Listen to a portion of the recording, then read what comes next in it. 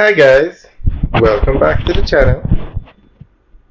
Today we are driving on the Southern Coastal Highway and this road takes us into St. Thomas. Now, would you believe St. Thomas is one of the hottest places to invest in right now? Everybody wants to invest in St. Thomas. The Morant Bay Urban Center booked out. Hilo is opening up their first store in St. Thomas. Burger King is opening up their first store in St. Thomas. KFC is opening up their first store in St. Thomas. The list goes on. Everybody wants to be a part, to have something to do with St. Thomas. So, a bank recently announced that it's actually looking for investments to make in St. Thomas. Now, this institution has invested $6 billion in the Morant Bay Urban Center, and they are looking for more investments.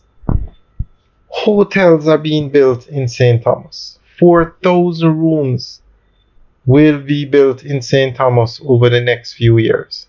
Luxury developments are going up in St. Thomas. Plazas are being built. Gas stations are being built. St. Thomas is literally the hottest place to invest in right now. And land prices are going up because of the demand.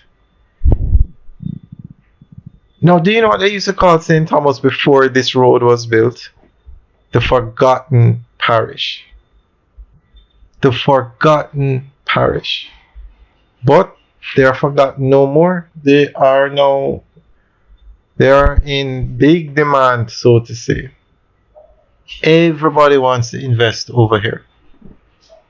So guys, let us know what you think about what's going on in St. Thomas and what business or development you think would do well in St. Thomas now that everybody is interested in it. And basically it's because of this road. You can get there so much easier.